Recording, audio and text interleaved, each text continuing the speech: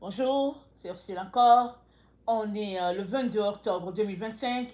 Je viens sonner la trompette aujourd'hui encore et je viens proclamer le retour de notre Seigneur Jésus-Christ. Amen. Soyons tous bénis, soyons remplis, n'est-ce pas, de la joie du Seigneur. Alors, la liberté se trouve là où est l'Esprit de Dieu. Amen. Là où se trouve l'Esprit de Dieu, là se trouve la liberté. Notre texte se trouve dans 2 Corinthiens 3, le verset 17. 2 Corinthiens 3, le verset 17. Je vais lire dans la version Taube. Amen. 2 Corinthiens 3, le verset 17. Ça dit, car le Seigneur est l'Esprit. Et là où est l'Esprit du Seigneur, là est la liberté. Et nous tous qui, le visage dévoilé, reflétons la gloire du Seigneur, nous sommes transfigurés en cette même image, avec une gloire toujours plus grande, par le Seigneur qui est l'Esprit. Amen. Donc il y a vraiment un mystère, quelque chose de très profond. Le Seigneur, c'est aussi l'Esprit. Amen.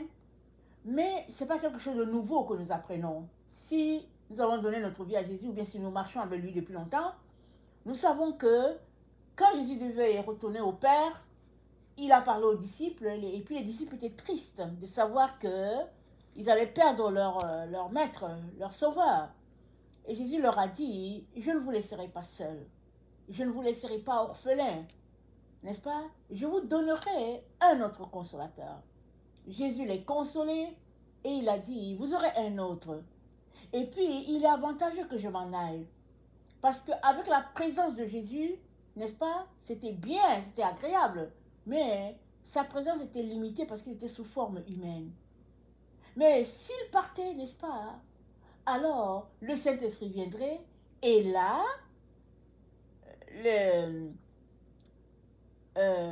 Jésus s'étendrait beaucoup plus loin. Amen. L'influence de Jésus toucherait les frontières, des pays, en tout cas l'espace. Donc voilà, c'est ça qu'on vit. Alors, Jésus est parti et puis il leur a dit, et même avec le Saint-Esprit, vous allez faire des choses beaucoup plus grandes que je n'ai fait, parce que je m'en vais au Père.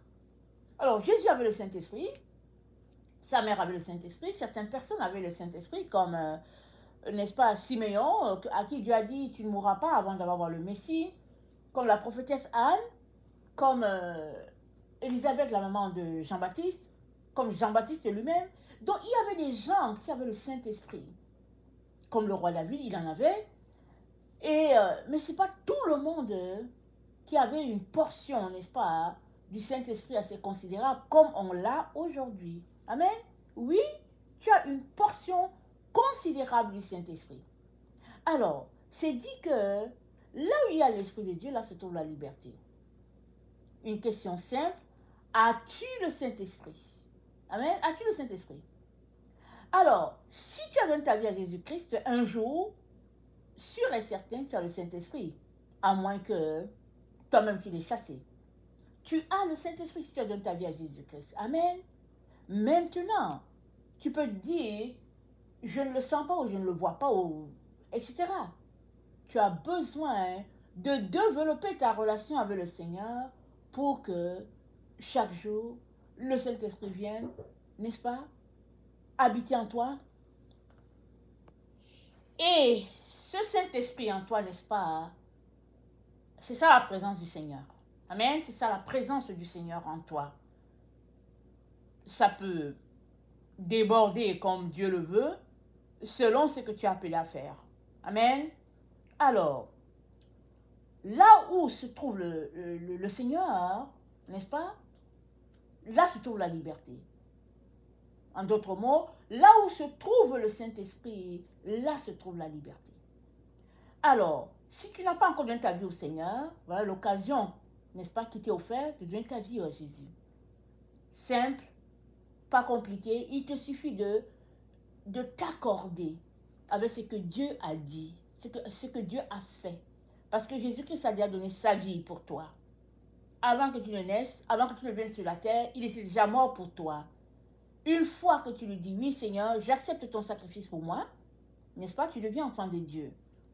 Et on devient enfant de Dieu en le confessant de nos lèvres. Donc tu ouvres la bouche et tu fais une prière un peu comme le genre que je vais te montrer.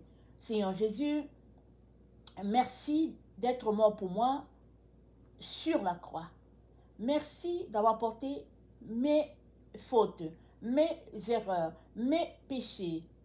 Et aujourd'hui, j'aimerais tout simplement devenir ton enfant. Et merci pour cette occasion que tu m'offres. Je viens, Seigneur, aide-moi à respecter mon engagement et à dépendre du Saint-Esprit pour grandir. Amen. Amen. Donc voilà, c'est un type de prière que tu peux faire pour demander à l'Esprit de Dieu de venir habiter en toi. Amen.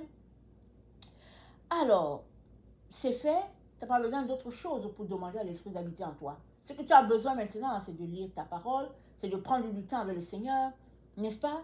Et puis, pendant que tu prends du temps avec lui, le Saint-Esprit lui-même va te montrer ces choses-là que tu dois délaisser. Souvent, c'est toi-même qui te sens désormais mal à l'aise par rapport à certaines choses que tu fais. Et tu vas décider de les laisser tomber. Amen. Alors, là où se trouve le Seigneur, l'Esprit de Dieu, pardon, là se trouve la liberté. Amen. Maintenant, tu as le Seigneur. Je suppose que ça fait 10 ans, ça fait 20 ans. Ou bien tu viens d'avoir le Seigneur. Toujours est-il que, est-ce que tu es libre? Est-ce que tu te sens libre? Parce que c'est dit que là où se trouve le Seigneur, là se trouve la liberté. Amen. Très souvent, on n'est pas libre. On ne peut pas expliquer pourquoi. Parce que on est dans une situation où on est enchaîné. On ne sait pas, mais on ne se sent pas libre. Et c'est cette liberté-là que Jésus-Christ veut te donner aujourd'hui. Amen. Il est donc très important que tu puisses te laisser aller. C'est-à-dire, laisser le Saint-Esprit prendre toute la place. Et toi-même, t'éclipser. Souvent, on exerce vraiment un contrôle, n'est-ce pas, sur notre vie, en péchant, n'est-ce pas, que le Seigneur prenne toute la place qui lui est due. Mais si on veut être libre, on a besoin de laisser le Saint-Esprit pointer, n'est-ce pas, les différents aspects de notre vie qui ont besoin d'être éclairés. Quand on donne sa vie au Seigneur, le Seigneur vient demeurer en nous et tout ce qu'il veut, c'est toucher chaque domaine de notre vie afin que tous les domaines de notre vie soient éclairés de la gloire de Dieu. Et ça va prendre, n'est-ce pas, que là où ta main est dessus, contrôlant, que tu enlèves la main et puis tu laisses l'Esprit de Dieu faire. Alors, dans 2 Timothée 3, au verset 18, c'est dit, nous tous qui, le visage est découvert, contemplons comme dans un miroir la gloire du Seigneur, nous sommes transformés en la même image de gloire en gloire, comme par le Seigneur l'Esprit. C'est dans le Louis II. Dans la version Taube, c'est dit, au verset 18, c'est dit, attendez, et nous tous qui, le visage dévoilé, reflétons la gloire du Seigneur, nous sommes transfigurés en cette même image, en une gloire toujours plus grande par le Seigneur. Transfigurés. Vous vous rappelez la transfiguration, n'est-ce pas? Jésus, quelques jours avant sa mort, est allé prier avec les disciples. Il a laissé tous les disciples ensemble et il a pris 3. Simon-Pierre, Jacques et Jean. Ils se sont retirés, n'est-ce pas, un peu, et il s'est éloigné d'eux, il s'est mis à prier, intercédant, suppliant son Père, n'est-ce pas, priant, parce que son heure approchait d'aller à Dieu. Et Simon a eu une vision. Il a eu, n'est-ce pas, Moïse qui était là, il a vu Moïse qui était là, il a vu Élie qui était là, s'entretenant avec Jésus, mais les vêtements de Jésus étaient d'une blancheur éclatante. Et Pierre a dit, mais attends, on va faire une tente pour vous 3. Il ne sait pas compter. Il voulait, il tente pour les trois. Mais c'est la blancheur du vêtement de Jésus qui est mentionnée ici. C'est ça que le texte nous dit. C'est dit, nous sommes transformés à cette gloire. Et le texte de Tob dit, nous sommes transfigurés. C'est-à-dire, il y a une transformation sans précédent qui fait que notre vêtement est éclatant. Mais c'est quoi le vêtement qu'on porte? C'est certainement pas nos vêtements faits de main d'homme. Ce vêtement que nous portons, n'est-ce pas, c'est Christ. Et il est d'une blancheur extraordinaire. Et c'est dit, avec le visage dévoilé. C'est-à-dire, notre vêtement est éclatant, ou bien comme c'est dit, nous sommes transfigurés avec le visage découvert, dévoilé. Comment ton visage peut-il être dévoilé? Ça veut dire que tu ne caches rien à Jésus. Tu ne caches rien à Dieu. C'est ça que ça veut dire.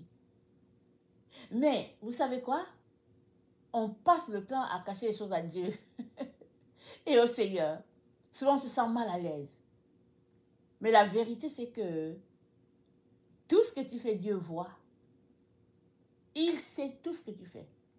Avant même que toi, tu ne fasses la chose, Dieu savait que tu allais faire ça. Mais il t'aime pareil. Alléluia.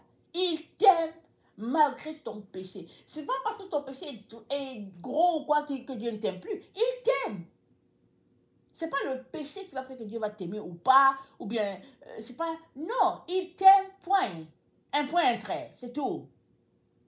Maintenant, nous avons besoin de laisser le Saint-Esprit venir habiter pleinement en nous afin que nous soyons illuminés.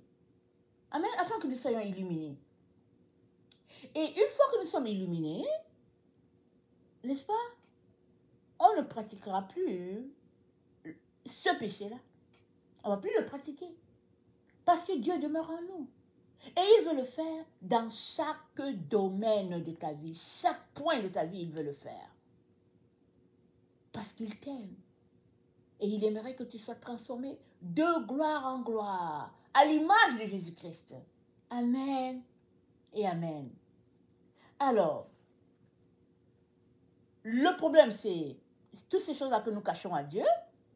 Et dans le texte que nous avons, n'est-ce pas, Paul est en train de parler avec, n'est-ce pas, les leaders religieux,